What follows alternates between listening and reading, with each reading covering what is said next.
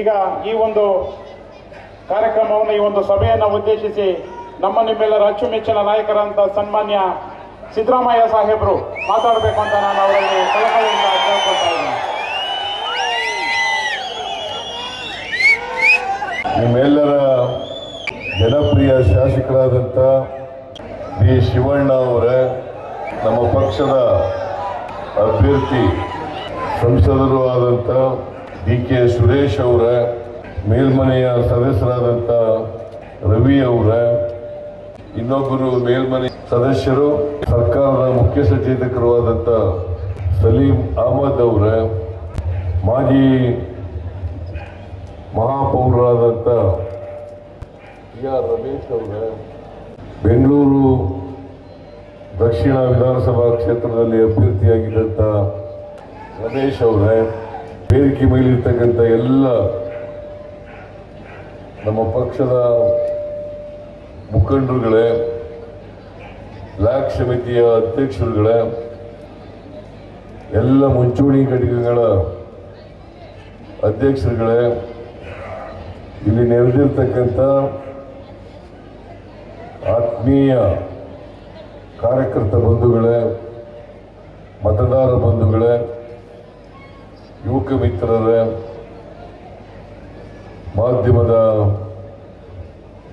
ಎಲ್ಲ ಗೆಳೆಯರೇ, ಹೆಬ್ಬಗೋಡಿ ನಗರಸಭೆ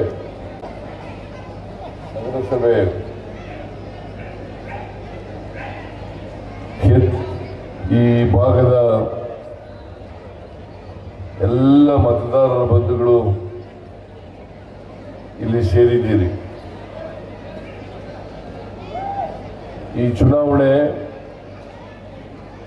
ಬಹಳ ಮಹತ್ತರವಾದಂಥ ಚುನಾವಣೆ.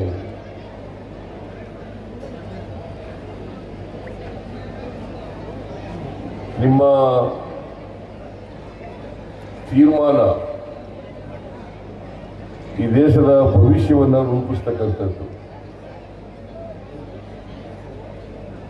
ನರೇಂದ್ರ ಮೋದಿಯವರು 10 ವರ್ಷಗಳಿಂದ ಈ ದೇಶದ ಪ್ರಧಾನಮಂತ್ರಿ ಆಗಿದ್ದಾರೆ. ಅವರು ಜನಗಳ ಮುಂದೆ 10 ವರ್ಷಗಳಲ್ಲಿ ಬಡವರು, ಮಧ್ಯಮ ವರ್ಗದವರು, ಹಳ್ಳಿಗಾಡಿನ ಜನರ ಬಗ್ಗೆ ಏನು ಮಾಡಿದೆ ಅಂತೇಳಿ ಜನಗಳ ಮುಂದೆ ಇಡ್ತಾ ಇಲ್ಲ. 10 ವರ್ಷ ಕಡಿಮೆ ಅವಧಿಯಲ್ಲ, 10 ವರ್ಷ ಬಹಳ ದೀರ್ಘಕಾಲ ಅಂತೇಳಿ ತಾವು ತಿಳ್ಕೋಬೇಕಾಗ್ತದೆ. 2 ಟರ್ಮ್ ಪ್ರಧಾನಮಂತ್ರಿ ಆಗಿರ್ತಕ್ಕಂಥದ್ದು. ಮೊದಲನೇ ಲೋಕಸಭಾ ಚುನಾವಣೆ 2014ರಲ್ಲಿ, ಮತ್ತೆ ಅವರು 2ನೇ ಲೋಕಸಭಾ ಚುನಾವಣೆ 19ರಲ್ಲಿ ಈ ರಾಜ್ಯದ ಜನಗಳ ಮುಂದೆ ಭಾವನಾತ್ಮಕವಾದಂಥ ವಿಚಾರಗಳನ್ನು ಇಟ್ಟು ಓದಿ ಅಧಿಕಾರಕ್ಕೆ ಬಂದಂಥವ್ರು. ಅದರ ಜೊತೆಗೆ ಅನೇಕ ಭರವಸೆಗಳನ್ನು ಕೂಡ 2014ರ ಲೋಕಸಭಾ ಚುನಾವಣೆಯಲ್ಲಿ ಕೊಟ್ಟಿದ್ದರು. ಆ ಭರವಸೆಗಳು ಏನಾದವು ಅಂತೇಳಿ ಇವತ್ತವರಿಗೆ ನರೇಂದ್ರ ಮೋದಿಯವರು ಹೇಳಿಲ್ಲ. ದೇಶದಲ್ಲಿ ಕಪ್ಪಣ ಇದೆ. ಕಾಂಗ್ರೆಸ್ನ ನಾಯಕರುಗಳು ಬೇರೆಯವರೆಲ್ಲ ಅಲ್ಲಿ ಕಪ್ಪಣ ಇಟ್ಟುಬಿಟ್ಟಿದ್ದಾರೆ. ಆ ಕಪ್ಪಣ ತಗೊಬಂದು ಎಲ್ಲರ ಅಕೌಂಟ್ಗಳಿಗೆ 15 ಲಕ್ಷ 15 ಲಕ್ಷ 15 ಲಕ್ಷ ಜಮಾ ಮಾಡ್ತೀನಿ ಅಂತ ಹೇಳಿದ್ರು. ಹೌದು ಅಲ್ಲ? ನಿಮ್ಗೇನಾದ್ರು 15 ಲಕ್ಷ ಬಂದಿದೆಯಾ? 10 ವರ್ಷ ಆಯ್ತಲ್ಲ, 15 ಲಕ್ಷ ಬಂತ? ನಿಮ್ಗೇನಾದ್ರು ಬಂದಿದೆಯಾ? ಬಟ್ ಯಾಕೆ ಸುಳ್ಳು ಹೇಳಿದ್ರಿ ನರೇಂದ್ರ ಮೋದಿ ಅವರೇ? ನಿಮಗೆ ಅದು ಏನು 100 ದಿನಗಳಲ್ಲಿ ತಂದು ಕೊಡ್ತೀನಿ ಅಂತ ಹೇಳಿದ್ರು. 100 ದಿನಗಳು, 10 ವರ್ಷ ಆಯ್ತು. ಪುಣ್ಯಾತ್ಮ ತಂದು ಕೊಡ್ಬೇಕಲ್ಲ. ಏನು ಪಾಪ ಎಲ್ಲ 15 ಲಕ್ಷ ಬರ್ತದೆ ಅಂತೇಳಿ ಅಕೌಂಟ್ ಮಾಡಿಸಿದ್ದು ಜನಧನ್ ಅಕೌಂಟ್ ಮಾಡಿಸಿದ್ರು. ಯಾರಿಗೂ ಇವತ್ತಿನವರಿಗೆ 15 ಲಕ್ಷ ಅಲ್ಲ, 15 ಪೈಸೆನೂ ಬರಲಿಲ್ಲ.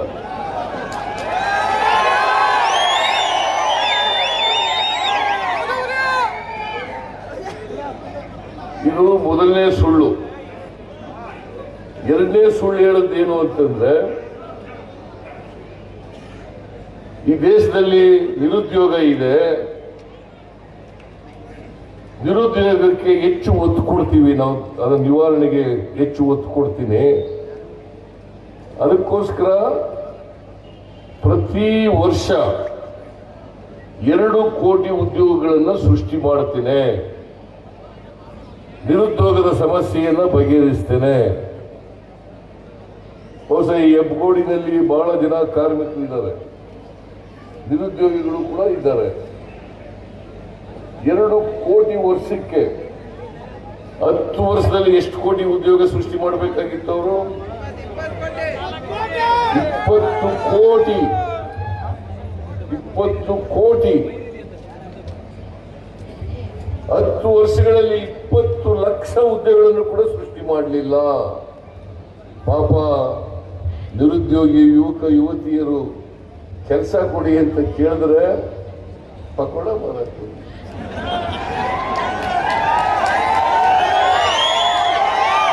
ಪಕೋಡ ಮಾಡಕ್ ಹೋಗಿ. ಇದು ಬೇರೆ ಯಾರೋ ಹೇಳಿದ ಮಾತಲ್ಲ, ಈ ದೇಶದ ಪ್ರಧಾನಮಂತ್ರಿ 2 ಕೋಟಿ ಉದ್ಯೋಗ ಸೃಷ್ಟಿ ಮಾಡ್ತೀನಿ ಅಂತ ಹೇಳಿದ್ದಂತ ನರೇಂದ್ರ ಮೋದಿಯವರು ಹೇಳಿದಂತ ಮಾತು ಪಕೋಡ ಮಾಡಕ್ಕೆ.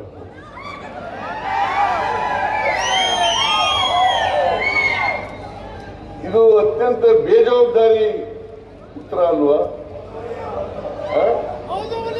ಬೇಜವಾಬ್ದಾರಿ ಉತ್ತರ ಅಲ್ಲ? ಮತ್ತೆ ಯುವಕರು ನರೇಂದ್ರ ಮೋದಿ ಅವರಿಗೆ ಮತ್ತೆ ವೋಟ್ ಕೊಡ್ಬೇಕಾ? ನರೇಂದ್ರ ಮೋದಿ ಅವರು ಮಾತು ಕೇಳ್ಕೊಂಡು ಬಹಳ ಜನ ಯುವಕರು ಮೋದಿ ಮೋದಿ ಮೋದಿ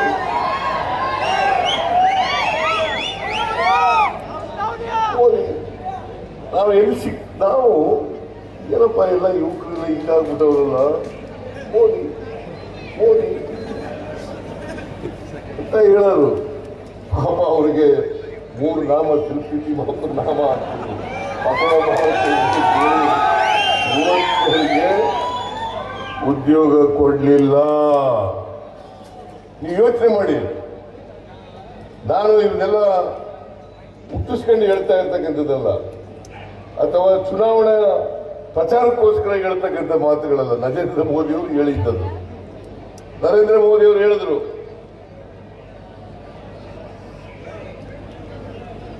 अच्छे दिन आएगा, अच्छे दिन आएगा. ಒಳ್ಳೆ ದಿನಗಳು ಬರ್ತವೆ, ಎಲ್ಲ ಅಗತ್ಯ ವಸ್ತುಗಳ ಬೆಲೆಗಳೆಲ್ಲ ಇಳಿದು ಬಿಡ್ತವೆ, ಕಡಿಮೆ ಮಾಡಿಬಿಡ್ತೀನಿ. ಎಲ್ಲ ಬಡವರು ಕಾರ್ಮಿಕರು ಎಲ್ಲರೂ ಕೂಡ ಇನ್ಮೇಲೆ ಕಷ್ಟಪಡಬೇಕಾಗಿಲ್ಲ. ಅಗತ್ಯ ವಸ್ತುಗಳ ಬೆಲೆಗಳೆಲ್ಲ ಕಮ್ಮಿ ಆಗ್ಬಿಡ್ತದೆ, ಪೆಟ್ರೋಲ್ ಬೆಲೆ ಕಡಿಮೆ ಆಗ್ಬಿಡ್ತದೆ, ಡೀಸೆಲ್ ಬೆಲೆ ಕಡಿಮೆ ಆಗ್ಬಿಡ್ತದೆ, ಗ್ಯಾಸ್ ಬೆಲೆ ಕಡಿಮೆ ಆಗ್ಬಿಡ್ತದೆ, ಅಡಿಗೆ ಎಣ್ಣೆ ಬೆಲೆ ಕಡಿಮೆ ಆಗ್ಬಿಡ್ತದೆ, ಗೊಬ್ಬರದ ಬೆಲೆ ಕಡಿಮೆ ಆಗ್ಬಿಡ್ತದೆ. ಆಯ್ತಾ? ಒಳ್ಳೆಯ ದಿನಗಳು ಬಂದುವಾ? ಒಳ್ಳೆಯ ದಿನಗಳು ಬರಲಿಲ್ಲ. ಇದು 3ನೇ ಸುಳ್ಳು. 4ನೇ ಸುಳ್ಳು, ರೈತರು ಆದಾಯ ದುಪ್ಪಟ್ಟು ಮಾಡ್ತೀನಿ. ಅದು ಏನು? 2022ನೇ ಇಸ್ವಿಗೆ ರೈತರ ಆದಾಯ ದುಪ್ಪಟ್ಟು ಮಾಡ್ತೇನೆ, ರೈತರ ಆದಾಯ ದುಪ್ಪಟ್ಟು ಮಾಡ್ತೇನೆ. ಅಂದ್ರೆ 1 ಲಕ್ಷ ರೂಪಾಯಿ ಆದಾಯ ಬರ್ತಾ ಇದ್ರೆ ಅದನ್ನ 2 ಲಕ್ಷ ಮಾಡ್ಬಿಡ್ತೀನಿ ನಾನು. 10 ವರ್ಷದಲ್ಲಿ ರೈತರ ಆದಾಯ 1 ರೂಪಾಯಿನೂ ಕೂಡ ಹೆಚ್ಚಾಗಲಿಲ್ಲ. ಇದು 4ನೇ ಸುಳ್ಳು. ಐದನೇ ಸುಳ್ಳು, ಐದನೇ ಸುಳ್ಳು, ಪೆಟ್ರೋಲ್, ಡೀಸೆಲ್, ಗ್ಯಾಸ್ ಬೆಲೆ ಎಲ್ಲ ಇಳಿಸ್ಬಿಡ್ತೀನಿ, ರೂಪಾಯಿ ಮೌಲ್ಯನ ಹೆಚ್ಚು ಮಾಡಿಬಿಡ್ತೀನಿ ಅಂತೆಲ್ಲ ಹೇಳಿದ್ರು. ನೀವು ಕೇಳಬೇಕು, ನರೇಂದ್ರ ಮೋದಿ ಅವರೇ 2014ರಲ್ಲಿ ಡೀಸೆಲ್ ಬೆಲೆ 1 ಲೀಟರ್ಗೆ ಎಷ್ಟಿತ್ತು, ಇವತ್ತು ಎಷ್ಟಾಗಿದೆ? 1 ಲೀಟರ್ ಪೆಟ್ರೋಲ್ ಬೆಲೆ ಎಷ್ಟಿತ್ತು, ಇವತ್ತು ಎಷ್ಟಾಗಿದೆ? ಒಂದು ಗ್ಯಾಸ್ ಸಿಲಿಂಡರು ಅವತ್ತು ಎಷ್ಟು ಬೆಲೆ ಇತ್ತು, ಇವತ್ತು ಎಷ್ಟು ಬೆಲೆ ಆಗಿದೆ? ಅಲ್ಲ, ನರೇಂದ್ರ ಮೋದಿ ಅವರು ಎಲ್ಲ ಬೆಲೆಗಳೆಲ್ಲ ಇಳಿಸ್ಬಿಡ್ತೀನಿ, ರೂಪಾಯಿ ಮೌಲ್ಯನೆಲ್ಲ ಹೆಚ್ಚು ಮಾಡಿಬಿಡ್ತೀನಿ, ಡಾಲರ್ಸ್ ಬೆಲೆ ಕಡಿಮೆ ಮಾಡಿಬಿಡ್ತೀನಿ ಅಂತೆಲ್ಲ ಹೇಳಿದ್ರಲ್ಲ. 2014ರಲ್ಲಿ 1 ಲೀಟರ್ ಡೀಸೆಲ್ ಬೆಲೆ 47 ರೂಪಾಯಿ, ಇವತ್ತು 95 ರೂಪಾಯಿ. 1 ಲೀಟರ್ ಪೆಟ್ರೋಲ್ ಬೆಲೆ 2014ರಲ್ಲಿ ನರೇಂದ್ರ ಮೋದಿ ಪ್ರಧಾನಮಂತ್ರಿ ಆದಾಗ 71 ರೂಪಾಯಿ, ಇವತ್ತು 105 ರೂಪಾಯಿ. ಇಲ್ಲೆಲ್ಲ ಹೆಣ್ಮಕ್ಳು ಕೂತಿದ್ದೀರಿ. ಒಂದು ಗ್ಯಾಸ್ ಸಿಲಿಂಡರು 414 ರೂಪಾಯಿ ಇತ್ತು. ಯಾವಾಗ? 2014ರಲ್ಲಿ 414 ರೂಪಾಯಿ. ಇವತ್ತು 950 ರೂಪಾಯಿ. ನರೇಂದ್ರ ಮೋದಿಜಿ ಡಬಲ್ ಆಗೋಯ್ತಲ್ರಿ, ಡಬಲ್ಗಿನ್ನ ಜಾಸ್ತಿ ಆಗೋಯ್ತಲ್ರಿ. ನಿಮ್ಗೆಲ್ಲ ಕೋಪ ಬರಲ್ವಾ? ನೀವೆಲ್ಲ ಗ್ಯಾಸ್ ತಗೋತಿದ್ರೆ ಅಲ್ವಾ? ಕೋಪ ಬರ್ತದ ಇಲ್ಲ? ಮತ್ತೆ ನರೇಂದ್ರ ಮೋದಿ ಊಟ ಹಾಕ್ಬಿಟ್ಟ? ಇಷ್ಟೆಲ್ಲ ಆದರೂ ಕೂಡ ನರೇಂದ್ರ ಮೋದಿ ಅವರು ಈ ದೇಶ ಪ್ರಗತಿ ಆಗ್ಬಿಟ್ಟಿದೆ, ಈ ದೇಶ ಅಭಿವೃದ್ಧಿ ಹತ್ರ ಆಗ್ಬಿಟ್ಟಿದೆ. ನಿನ್ನೆ ನಾನು ದೇವೇಗೌಡರು ಭಾಷಣ ಕೇಳಿದೆ. ದೇವೇಗೌಡರು ಭಾಷಣ ಇಲ್ಲಿ ಚಿಕ್ಕಬಳ್ಳಾಪುರದಲ್ಲಿ ಮತ್ತೆ ಬೆಂಗಳೂರಿನಲ್ಲಿ ಅವ್ರ ಭಾಷಣ ಕೇಳಿದೆ. ದೇವೇಗೌಡರು ನಾವು ಖಾಲಿ ಚೆಂಬನ್ನ ಅಡ್ವರ್ಟೈಸ್ಮೆಂಟ್ ಮಾಡಿದ್ದು, ಖಾಲಿ ಚೆಂಬು ಕೊಟ್ಟಿದ್ದಾರೆ ನರೇಂದ್ರ ಮೋದಿ ಅವರು ಅಂತೇಳಿ ಅಡ್ವರ್ಟೈಸ್ಮೆಂಟ್ ಮಾಡಿದ್ದು. ಅದಕ್ಕೇನು ದೇವೇಗೌಡರು ಏನ್ ಗೊತ್ತಾ ಅವ್ರ ಭಾಷಣ? ದೇವೇಗೌಡರು ಭಾಷಣ ಮನಮೋಹನ್ ಸಿಂಗ್ ರವರು ಖಾಲಿ ಚೆಂಬು ಕೊಟ್ಟಿದ್ರು, ಖಾಲಿ ಚೆಂಬು ಕೊಟ್ಟಿದ್ರು. ನರೇಂದ್ರ ಮೋದಿ ಅವರು ಆ ಖಾಲಿ ಚೆಂಬನ್ನೆಲ್ಲ ಬದಲಾವಣೆ ಮಾಡಿ ಇದು ಅಕ್ಷಯ ಪಾತ್ರ ಮಾಡಿಬಿಟ್ಟಿದ್ದಾರೆ, ಅಕ್ಷಯ ಪಾತ್ರ ಮಾಡಿಬಿಟ್ಟಿದ್ದಾರೆ.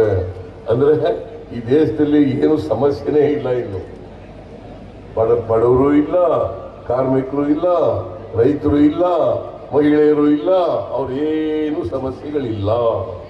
ಎಲ್ಲ ಅಕ್ಷಯ ಪಾತ್ರ ಮಾಡಿಬಿಟ್ಟಿದ್ದಾರೆ. ನಿಮ್ಗೆ ಅಕ್ಷಯ ಪಾತ್ರ ಆಗಿದೆಯಾ? ಅಕ್ಷಯ ಪಾತ್ರ ಆಗಿದೆಯಾ? ಮತ್ತೆ ದೇವೇಗೌಡರು ಯಾಕೆ ಸುಳ್ಳು ಹೇಳ್ತಾರೆ? ಅದು ಮಾಜಿ ಪ್ರಧಾನಮಂತ್ರಿ. ನಿನ್ನೆ ಅವರಿಬ್ಬರು ಭಾಷಣ ನೋಡಿದೆ ನಾನು. ಇಬ್ರು ಪೈಪೋಟಿ ಇಳಿದ್ಬಿಟ್ಟಿದ್ರು ಸುಳ್ಳು ಹೇಳಕ್ಕೆ. ನಾನು ಜಾಸ್ತಿ ಸುಳ್ಳು ಹೇಳ್ತೀನ, ನೀನು ಜಾಸ್ತಿ ಸುಳ್ಳು ಹೇಳ್ತೀನಿ, ನಾನು ಜಾಸ್ತಿ ಸುಳ್ಳು ಹೇಳ್ತೀನಿ, ನೀನು ಜಾಸ್ತಿ ಸುಳ್ಳು ಹೇಳ್ತೀನಿ. ನೀವೆಲ್ಲ ನೋಡಿದ್ರಲ್ಲ, ಟಿವಿನಲ್ಲಿ ನೋಡಿದ್ರಲ್ಲ. ನಿಮಗೆ ಒಂದೇ ಒಂದು ಉದಾಹರಣೆ ಕೊಡ್ತೀನಿ. ನರೇಂದ್ರ ಮೋದಿ ಅವರು ಪ್ರಧಾನಮಂತ್ರಿ ಆದಾಗ ಸ್ವಾತಂತ್ರ್ಯ ಬಂತವಿಂದ ಈ ದೇಶದ ಮೇಲಿದ್ದಂತ ಸಾಲ 53,11,000 ಕೋಟಿ. ಎಷ್ಟು? 53,11,000 ಕೋಟಿ. 53,11,000 ಕೋಟಿ. ಈಗ ಎಷ್ಟಿದೆ ಗೊತ್ತಾ ನಿಮ್ಗೆ? ಗೊತ್ತಿಲ್ಲ, ನಾನೇ ಹೇಳ್ತೀನಿ ಕೇಳಿ. 177 ಲಕ್ಷ ಕೋಟಿ. 177 ಲಕ್ಷ ಕೋಟಿ ಸ್ವಾತಂತ್ರ್ಯ ಬಂತವಿಂದ 2014ರವರೆಗೆ ಈ ದೇಶದ ಮೇಲಿದ್ದಂತ ಸಾಲ 53,11,000 ಕೋಟಿ. ನರೇಂದ್ರ ಮೋದಿ ಬಂದ ಮೇಲೆ 177 ಲಕ್ಷ ಕೋಟಿ ಅಂದ್ರೆ 124 ಲಕ್ಷ ಕೋಟಿ 10 ವರ್ಷದಲ್ಲಿ ಮಾಡಿದ್ದಾರೆ. ಇದು ಒಪ್ಪಿಗೆನಾ ನಿಮ್ಗೆ? ಇದನ್ನ ಅಕ್ಷಯ ಪಾತ್ರ ಅಂತ ಕರೀಬೇಕಾ?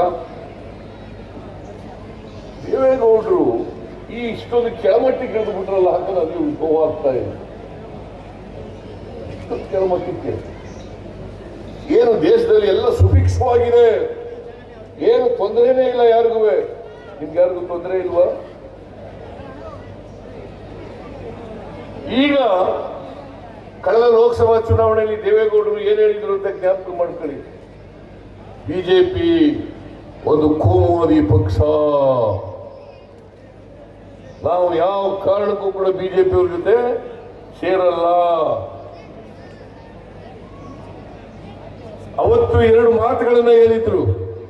ನಾನೇನಾದ್ರೂ ಮುಂದಿನ ಜನ್ಮದಲ್ಲಿ ಹುಟ್ಟೋದಾದ್ರೆ ಮುಸಲ್ಮಾನ್ ಆಗಿ ಹುಟ್ಟತೀನಿ ಅಂತ ದೇವೇಗೌಡರು ಹೇಳಿದ್ದು. ನಾನು ಹೇಳಿದ್ದಲ್ಲ, ಇದು ದೇವೇಗೌಡರು ಹೇಳಿರೋದು. ಮುಂದಿನ ಜನ್ಮ ಏನಾದ್ರು ಇದ್ರೆ, ಮುಂದಿನ ಜನ್ಮದಲ್ಲಿ ಹುಟ್ಟಿದ್ರೆ ನಾನು ಮುಸಲ್ಮಾನ್ ಆಗಿ ಹುಡ್ತೀನಿ. ನರೇಂದ್ರ ಮೋದಿ ಯಾವ ಕಾರಣಕ್ಕೂ ಕೂಡ ಪ್ರಧಾನಮಂತ್ರಿ ಆಗಲ್ಲ. ಕಳೆದ ಲೋಕಸಭಾ ಚುನಾವಣೆಯಲ್ಲಿ ಹೇಳಿದ್ದದು, ಪ್ರಧಾನಮಂತ್ರಿ ಆಗಲ್ಲ. ಒಂದು ವೇಳೆ ಆದರೆ ಈ ದೇಶನೇ ಬಿಸಿಬಿಡ್ತೀವಿ. ಯಾರು ಹೇಳಿದ್ದು? ಮಿಸ್ಟರ್ ದೇವೇಗೌಡ, ಮಾಜಿ ಪ್ರಧಾನಮಂತ್ರಿ ದೇವೇಗೌಡ್ರೆ. ಈಗ ಬಾಯ್ ಬಾಯ್ ಬಾಯ್ ಬಾಯ್ ಬಾಯ್ ಬಾಯ್ ಅಂತ ಸೇರ್ಕೊಂಡಿದ್ದೀವಲ್ಲ, ನಾಚಿಕೆ ಆಗಲ್ಲ. ಹೇಳಿ ನೋಡೋಣ, ನಾಚಿಕೆ ಆಯ್ತದೋ ಇಲ್ಲ? ಇಲ್ಲಿ ಅವ್ರ ಪಕ್ಷದಲ್ಲಿ ಟಿಕೆಟ್ ಕೊಂಡಿಲ್ಲ ಮಂಜುನಾಥ್ಗೆ, ಅವ್ರ ಅಳಿಯ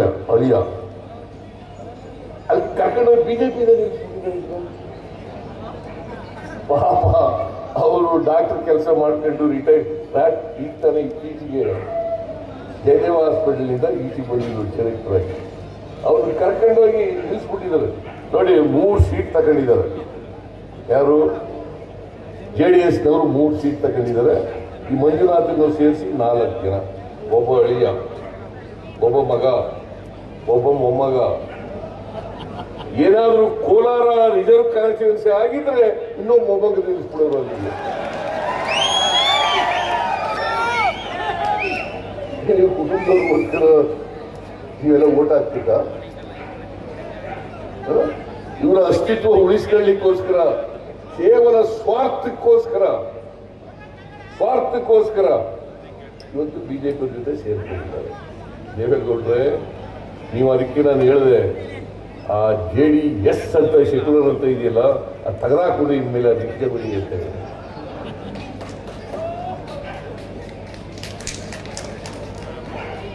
ಇದನ್ನ ಇದ್ದಂಗೆ ಹೇಳಿದ್ರೆ ಎದ್ದು ಬಂದು ಎದಗೊಂಡ್ರು ಅಂತ ನಮ್ಮ ಕಡೆ ಗಾದೆ ಇದೆ. ಇದೆಯಾ? ನಮ್ಮ ಕಡೆ ಗಾದೆ ಇದೆ, ಇದ್ದಂಗೆ ಹೇಳಿದ್ರೆ ಎದ್ದು ಬಂದು ಎದಗೊಂಡ್ರು ಅಂತ ಒಂದು ಗಾದೆ ಇದೆ. ಇದನ್ನ ಹೇಳಿದ್ರೆ ಸಿದ್ದರಾಮಯ್ಯನಿಗೆ ಗರ್ವ ಇದೆ, ಸಿದ್ದರಾಮಯ್ಯನಿಗೆ ಗರ್ವ ಇದೆ. ನಾನು ಶಬ್ದ ಮಾಡ್ತೀನಿ, ಇವತ್ತು ಸಿದ್ದರಾಮಯ್ಯನ ಗರ್ವಭಂಗವನ್ನು ಮಾಡ್ತೇನೆ. ನಾನು ಹೇಳಿದ್ರೆ, ಮಿಸ್ಟರ್ ದೇವೇಗೌಡ್ರೆ, ನನಗೆ ಗರ್ವನೇ ಇಲ್ಲ, ಇನ್ನು ಭಂಗ ಇಲ್ಲಪ್ಪ ಮಾಡ್ತೀಯ ನೀನು. ಗರ್ವ ಇದ್ರ ತಾನೇ ಭಂಗ ಮಾಡೋದು. ಗರ್ವನೇ ಇಲ್ವಲ್ಲ, ಅದರಿಂದ ಭಂಗ ಮಾಡಕ್ ಸಾಧ್ಯನೇ ಇಲ್ಲ. ಅದಕ್ಕೆ ಹೇಳಿ ದೇವೇಗೌಡರಿಗೆ ಉತ್ತರ ಕೊಟ್ಟೆ. ಅದಕ್ಕೆ ನನ್ನ ಮೇಲೆ ಬಹಳ ಕೋಪಿಸ್ಕೊಂಡ್ಬಿಟ್ಟವ್ರೆ. ದಯಮಾಡಿ ನಿಮ್ಮಲ್ಲಿ ಕೈ ಜೋಡಿಸಿ ಪ್ರಾರ್ಥನೆ ಮಾಡ್ತೀನಿ. DK ಸುರೇಶ್ ಇದಾರಲ್ಲ, ಇವರು ಜನಸಾಮಾನ್ಯರ ಜೊತೆ ಬೆಳೆದಂಥವ್ರು. ಇಡೀ ಗ್ರಾಮೀಣ ಕ್ಷೇತ್ರ, ಹಳ್ಳಿ ಗೊತ್ತಿರ್ತಕ್ಕಂಥವ್ರು, ಜನ ಗೊತ್ತಿರ್ತಕ್ಕಂಥವ್ರು, MLA ರೀತಿ ಜನಗಳ ಕಷ್ಟ ಸುಖಗಳಿಗೆ ಸ್ಪಂದಿಸ್ತಕ್ಕಂಥವ್ರು. ಇಂಥವ್ರು ಬೇಕಾ? ಡಾಕ್ಟರ್ ಕೆಲಸ ಮಾಡ್ಕೊಂಡಿದ್ದಂಥ ಮಂಜುನಾಥ್ ಬೇಕಾ? ಹೇಳಿಯಪ್ಪ ನೀವೇ ಹೇಳಿ.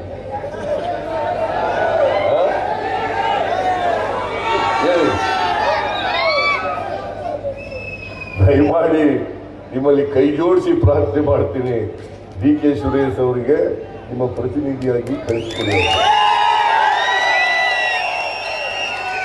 ಲೋಕಸಭೆಗೆ 25 ಜನ ಬಿಜೆಪಿಯವರು ಗೆದ್ದಿದ್ರು, JDS ನವರು ಒಬ್ಬರು ಗೆದ್ದಿದ್ರು, ಸುಮಲತಾ ಒಬ್ರು ಇಂಡಿಪೆಂಡೆಂಟ್ ಆಗಿ ಗೆದ್ದಿದ್ರು, ಈಗ ಅವರು ಸುಮಲತರು ಸೇರ್ಕೋಬಹುದು ಬಿಜೆಪಿಗೆ. ಸುಂದಿರಪ್ಪ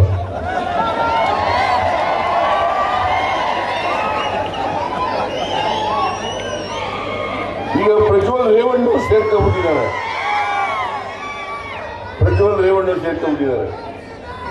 ಕರ್ನಾಟಕಕ್ಕೆ ಇಷ್ಟೊಂದು ಅನ್ಯಾಯ ಆಗಿದೆ. ಎಕ್ಸೆಪ್ಟ್ ಡಿ ಕೆ ಸುರೇಶ್ ಒಬ್ಬರು ಬಿಟ್ಟರೆ ಕರ್ನಾಟಕ ಅನ್ಯಾಯ ಆಯಿತು ಅಂತೇಳಿ ತೆರಿಗೆ ಹಂಚಿಕೆನಲ್ಲಿ ಅನ್ಯಾಯ ಆಯಿತು. 15ನೇ ಹಣಕಾಸಿನ ಆಯೋಗ ಶಿಫಾರಸು ಮಾಡಿದ್ರು ಕೊಡಲಿಲ್ಲ. ಬರಗಾಲಕ್ಕೆ ನಾವು ಮನವಿ ಕೊಟ್ಟರು ಕೂಡ ಇವತ್ತಿನವರಿಗೆ 1% ಬಿಡುಗಡೆ ಮಾಡಲಿಲ್ಲ. ಅವರು ಬಜೆಟ್ ಸ್ಪೀಚ್ನಲ್ಲಿ ಹೇಳಿದಂಥ ಅಪ್ಪರ್ ಭದ್ರಾ ಯೋಜನೆಗೆ 5,300 ಕೋಟಿ ಕೊಡ್ತೀವಿ ಅಂದ್ರೆ ಅದನ್ನು ಕೊಡಲಿಲ್ಲ. ಇದನ್ನು ಹೇಳಿದ್ರೆ ಕರ್ನಾಟಕಕ್ಕೆ ಅನ್ಯಾಯ ಮಾಡಿದ್ದೀವಿ ಅಂತ ಹೇಳಿದ್ರೆ ಡಿ ಕೆ ಸುರೇಶ್ಗೆ ಮೈ ಮೇಲೆ ಬೀಳ್ತಾರಲ್ಲ, ದೇಶ ವಿಭಜನೆ ಮಾಡ್ತಾರೆ. ಇದೇ ನರೇಂದ್ರ ಮೋದಿಯವರು ಗುಜರಾತ್ನ ಚೀಫ್ ಮಿನಿಸ್ಟರ್ ಆಗಿದ್ದಾಗ ಏನು ಹೇಳಿದ್ರು ಅಂತ ಒಂದ್ಸಾರಿ ನೋಡ್ಕೋಬೇಕು, ಕ್ಯಾಪ್ಟರ್ ಮಾಡ್ಕೋಬೇಕಾಗ್ತದೆ ಏನು ಹೇಳಿದ್ರು ಅಂತ. ಅದಕ್ಕಿಂತ ದೊಡ್ಡ ವಿಚಾರನ ಡಿ ಕೆ ಸುರೇಶ್ ಏನು ಹೇಳಿರಲಿಲ್ಲ. ನಿಜವಾಗಿ ದೇಶ ವಿಭಜನೆ ಆಗ್ತಕ್ಕಂಥ ಮಾತುಗಳನ್ನು ಆಡಿದ್ದವರು ಗುಜರಾತ್ನ ಚೀಫ್ ಮಿನಿಸ್ಟರ್ ಆಗಿದ್ದಂತ ನರೇಂದ್ರ ಮೋದಿಯವರು. ಎಕ್ಸೆಪ್ಟ್ ಡಿ ಕೆ ಸುರೇಶ್ ಒಬ್ಬ ಬಿಜೆಪಿಯವರು, ಸುಮಲತಾ ಆಗಲಿ, ಯಾರು ಪ್ರಜ್ವಲ್ ರೇವಣ್ಣ ಆಗಲಿ, ಪಾರ್ಲಿಮೆಂಟ್ ನಲ್ಲಿ ಒಂದು ದಿನ ಬಾಯಿ ಬಿಡ್ಲಿಲ್ಲ. ಇವರೆಲ್ಲ ಬಿಜೆಪಿಯವರು ಎಂಪಿಗಳಿದಾರಲ್ಲ, ನರೇಂದ್ರ ಮೋದಿ ಹತ್ರ ನಿಂತ್ಕೊಂಡು ಮಾತಾಡೋಕ್ಕೆ ಗಡಗಡ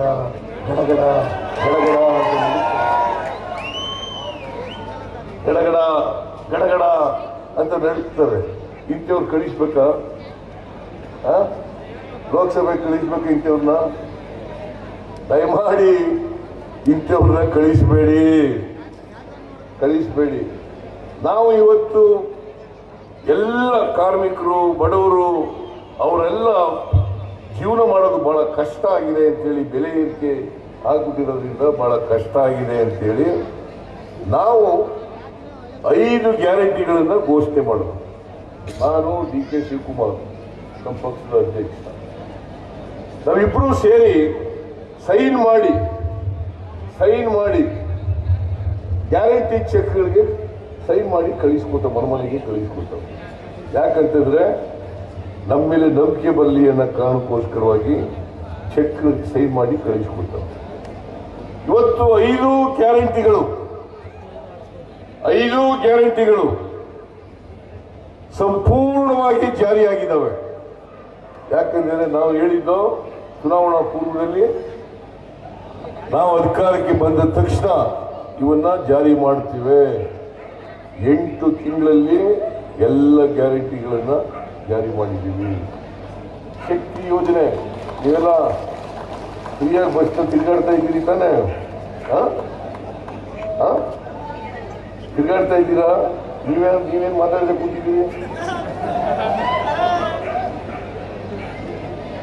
192 ಕೋಟಿ ಮಹಿಳೆಯರು ಇವತ್ತು ಫ್ರೀಯಾಗಿ ಸರ್ಕಾರಿ ಬಸ್ಗಳಲ್ಲಿ ಪ್ರಯಾಣ ಮಾಡ್ತಾ ಇದ್ದಾರೆ.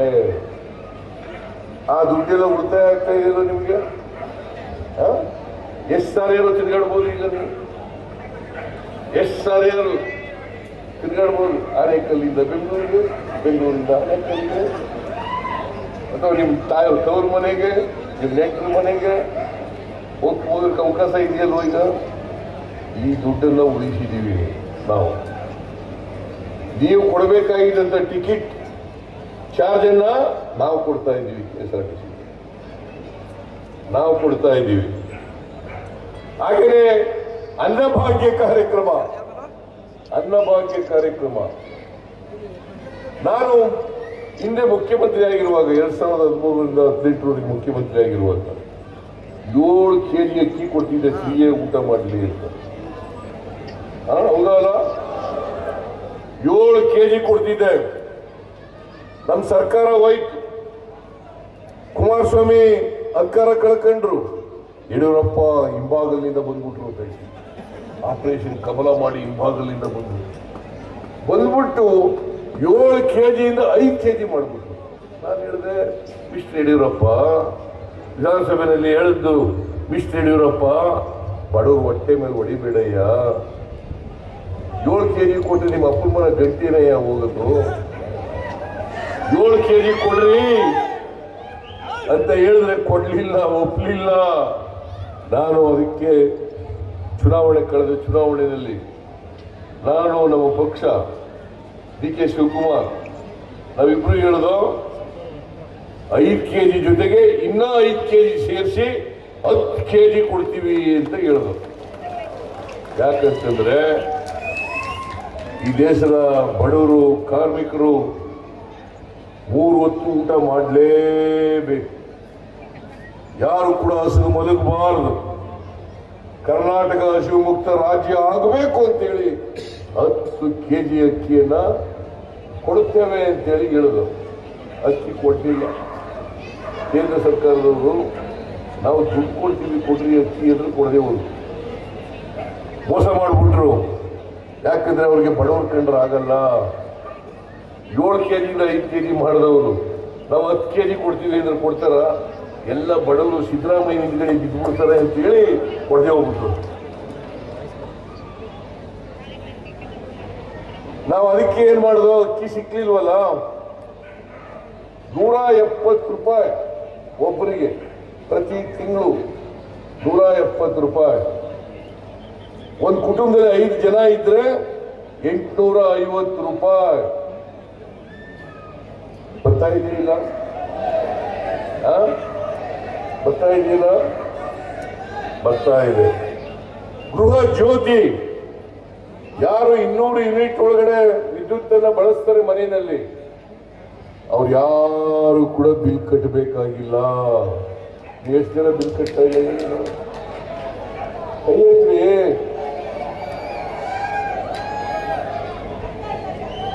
ಕಟ್ತಾ ಇದ್ದೀರಾ? ಕಟ್ತಾ ಇಲ್ಲ.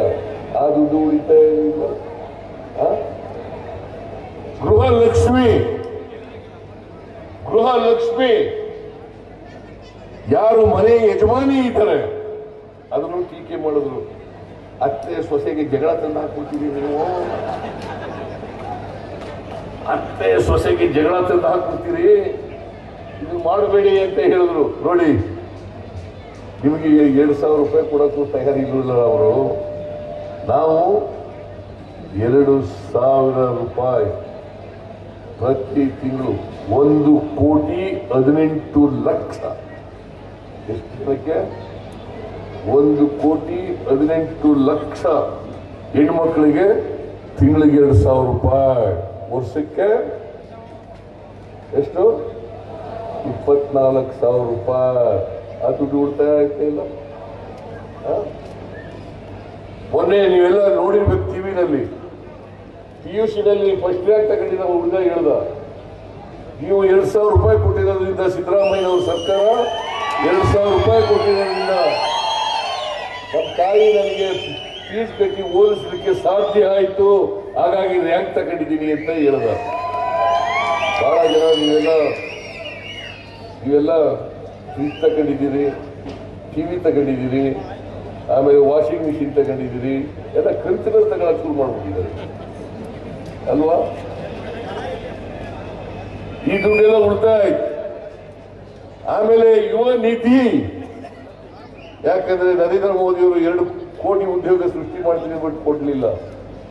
ಅದಕ್ಕೋಸ್ಕರ ನಾವು ನಿರುದ್ಯೋಗಿ ಪದವೀಧರರಿಗೆ ಸ್ಟೈಪಂಡ್ ಕೊಡಬೇಕು ಅಂತೇಳಿ ತಿಂಗಳಿಗೆ 3,000 ರೂಪಾಯಿ ಕೊಡ್ತಾ ಇದ್ದೀವಿ. ಯಾಕಂದ್ರೆ ಅವ್ರ ಅಪ್ಪ ಅಮ್ಮದಿರೋ ಇಂಟರ್ವ್ಯೂಗೆ ಹೋಗ್ಬೇಕಾದ್ರೆ, ಕೆಲಸಕ್ಕೆ ಇಂಟರ್ವ್ಯೂಗೆ ಹೋಗ್ಬೇಕಾದ್ರೆ ದುಡ್ಡು ಕೇಳಬೇಕು, ಟ್ರೈನಿಂಗ್ ತಗೋಬೇಕಾದ್ರೆ ದುಡ್ಡು ಕೇಳಬೇಕು, ದುಡ್ಡು ತಗೋಬೇಕು, ಅಲ್ಲಿ ಟ್ಯೂಷನ್ಗೆ ಹೋಗ್ಬೇಕಾದ್ರೆ ದುಡ್ಡು ತಗೋಬೇಕು. ಟ್ರಾವೆಲ್ ಮಾಡಬೇಕಾದ್ರೆ ದುಡ್ಡು ಕೇಳಬೇಕು, ಅರ್ಜಿ ಹಾಕಕ್ಕೆ ದುಡ್ಡು ಬೇಕು. ಅದಕ್ಕೆ ತಿಂಗಳಿಗೆ 3,000 ರೂಪಾಯಿ, ವರ್ಷಕ್ಕೆ 36,000 ರೂಪಾಯಿ ಇದನ್ನು ಕೊಡ್ತಾ ಇದ್ದೀವಿ. ಡಿಪ್ಲೊಮಾ ಹೋಲ್ಡರ್ಸ್ಗೆ 1,500 ರೂಪಾಯಿ. ಇವತ್ತು ಒಂದು ತಿಂಗಳಿಗೆ 4,000 ರಿಂದ 5,000 ರೂಪಾಯಿ ಸಿಗ್ತಾ ಇದೆ. ಹೌದಲ್ಲ ಹೇಳಿ? ನಾನು ಸುಳ್ಳು ಹೇಳ್ತಾ ಇದ್ದೀನಾ? 4,000 ರಿಂದ 5,000 ರೂಪಾಯಿ ಯಾರು ಕೊಡ್ತಾ ಇರೋದು ಇದನ್ನ? ಸಿದ್ದರಾಮಯ್ಯ, ಕಾಂಗ್ರೆಸ್ ಸರ್ಕಾರ, DK ಶಿವಕುಮಾರ್ ಮತ್ತು ನಾನು ನಿಮ್ಗೆಲ್ಲ ಕೊಡ್ತಾ ಇದ್ದೀವಿ ಅಲ್ವಾ? 4,000 ರಿಂದ 5,000 ರೂಪಾಯಿ, 5,000 ರೂಪಾಯಿ ಕೊಡ್ತಾ ಇದ್ದೀವಿ. ಹಿಂದೆ ಯಾವಲಾರು ಕೊಡ್ತಿದ್ರ? ಬಿಜೆಪಿ ಸರ್ಕಾರ ಕೊಟ್ಟಿದ್ದ? ನರೇಂದ್ರ ಮೋದಿ ಅವರು ಕೊಟ್ಟಿದ್ರ? ಇಲ್ಲ. ಮತ್ತೆ ಯಾರು ಓಟ್ ಹಾಕ್ಬೇಕು? ಯಾರಿಗೆ ನೀವು ಓಟ್ ಹಾಕ್ಬೇಕು? ನೀವೆಲ್ಲ ಓಟ್ ಹಾಕ್ತೀರಿ ಅಲ್ವಾ? ಕಾಂಗ್ರೆಸ್ನ ಅಭ್ಯರ್ಥಿ DK ಸುರೇಶ್ ಓಟ್ ಹಾಕ್ತೀರಿ ಅಲ್ವಾ? ಮತ್ತೊಮ್ಮೆ ಅವರು ಲೋಕಸಭೆ ಕಳಿಸ್ತೀರಿ ಅಲ್ವಾ? ಇದ್ರ ಜೊತೆಗೆ ಈಗ ಆಲ್ ಇಂಡಿಯಾ ಕಾಂಗ್ರೆಸ್ನವರು ಕೂಡ ಗ್ಯಾರಂಟಿಗಳನ್ನ ಘೋಷಣೆ ಮಾಡಿದ್ದಾರೆ. ಮೊದಲನೇ ಗ್ಯಾರಂಟಿ ಹೆಣ್ಣು ಮಗಳಿಗೆ, ಬಡ ಕುಟುಂಬದ ಹೆಣ್ಣು ಮಗಳಿಗೆ ಒಬ್ಬರಿಗೆ ಒಂದು ವರ್ಷಕ್ಕೆ 1 ಲಕ್ಷ ರೂಪಾಯಿ. ವರ್ಷಕ್ಕೆ 1 ಲಕ್ಷ ರೂಪಾಯಿ. ನಿರುದ್ಯೋಗಿ ಯುವಕರಿಗೆ 1 ಲಕ್ಷ ರೂಪಾಯಿ. ರೈತರ ಸಾಲ ಮನ್ನಾ. ರೈತರು ಬೆಳೆದಂತ ಬೆಳೆಗಳಿಗೆ ನ್ಯಾಯಯುತವಾದಂತ ಬೆಲೆ.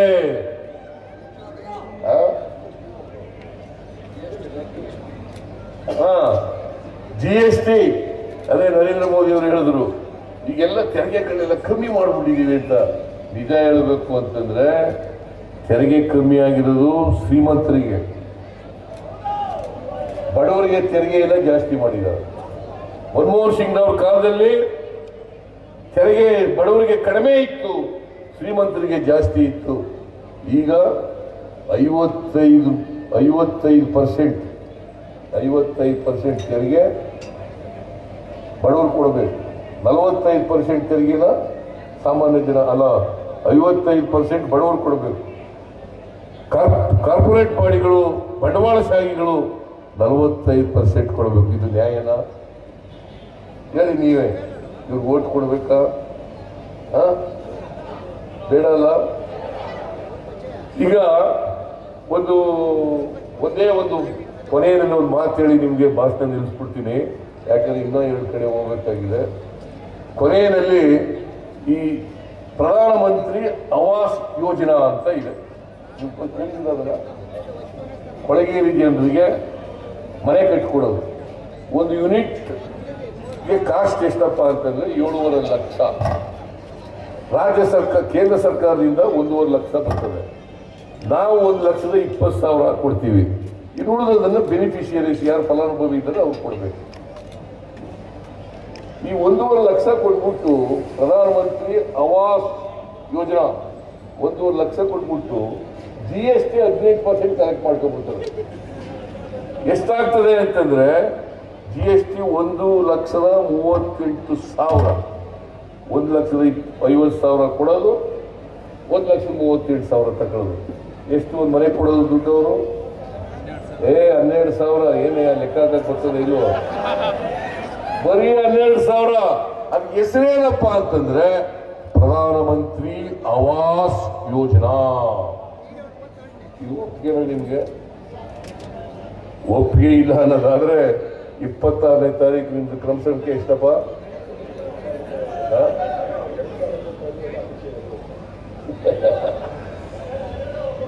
ಎರಡಲ್ಲ, 2. ನಮ್ ಗುರುತ್ಯಾವುದು? ಅಷ್ಟ. ಇವ್ರಿಗಿಂತ ಅಭ್ಯರ್ಥಿ ಬೇಕಾ? DK ಸುರೇಶ್ ಗೆಲ್ಲಿಸ್ತೀರಿ ಅಲ್ವಾ? ನಮಗೆ ಕೇಳಲಿಕ್ಕೆ, ನಿಮ್ಗೆ ಊಟ ಕೇಳಲಿಕ್ಕೆ ಹಕ್ಕಿದೆಯಲ್ವಾ? ನರೇಂದ್ರ ಮೋದಿ ಅವ್ರಿಗೆ ಇದೆಯಾ ಹಕ್ಕು? ಇಲ್ಲ. ದಯಮಾಡಿ 26ನೇ ತಾರೀಕು DK ಸುರೇಶ್ ಅವರಿಗೆ ವೋಟ್ ಹಾಕಿ ಆಶೀರ್ವಾದ ಮಾಡಿ ಅವರನ್ನು ಲೋಕಸಭೆಗೆ ಕಳಿಸಿಕೊಡ್ಬೇಕು ಅಂತೇಳಿ ನಿಮ್ಮಲ್ಲಿ ಅತ್ಯಂತ ಕಳಕಳಿಯಿಂದ ಪ್ರಾರ್ಥನೆ ಮಾಡಿ ನಾನು ಮಾತು ಮುಗಿಸ್ತೇನೆ. ನಿಮ್ಮೆಲ್ಲರಿಗೂ ನಮಸ್ಕಾರ. ಜೈ ಹಿಂದ್.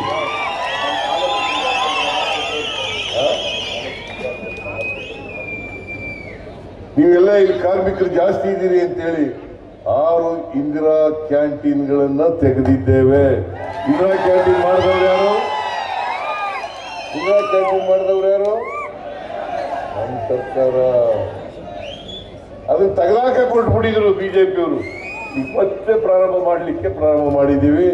ಅದರಿಂದ ಇನ್ನೂ ಬೇಕಾದ್ರೆ ಕೊಡೋಣ. ನಿಮ್ಗೆ ಅಗತ್ಯ ಇದೆ ಶಿವಣ್ಣ ಹೇಳಿದ್ರೆ ಇನ್ನೂ ಬೇಕಾ?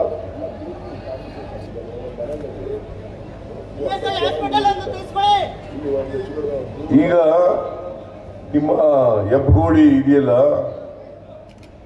ಡಿ ಕೆ ಸುರೇಶ್ ಏನ್ ಹೇಳ್ತಾರೆ, ಶಿವಣ್ಣ ಏನ್ ಹೇಳ್ತಾರೆ, ಅವೆಲ್ಲನೂ ಕೂಡ ಮಾಡ್ಕೊಡ್ತೀವಿ. ಇಲ್ಲಿ ಜನರಿಗೆ ಅಭಿವೃದ್ಧಿ ಇಷ್ಟು ಹೇಳಿ ನಿಮ್ಗೆಲ್ಲ ನಮಸ್ಕಾರ ಮಾಡಿ ನಾನು ಮಾತು ಮುಗಿಸ್ತೇನೆ. ನಿಮ್ಮ ಆಶೀರ್ವಾದ ಇರಲಿ, ಕಾಂಗ್ರೆಸ್ಗೆ ನಿಮ್ಮ ಆಶೀರ್ವಾದ ಇರಲಿ ಅಂತ ಕೇಳ್ಕೊಂಡು ನಿಮ್ಮೆಲ್ಲರಿಗೂ ನಮಸ್ಕಾರ ಮಾಡಿ ನಾನು ಮಾತು ಮುಗಿಸ್ತೇನೆ. ಜೈ ಹಿಂದ್, ಜೈ ಕರ್ನಾಟಕ.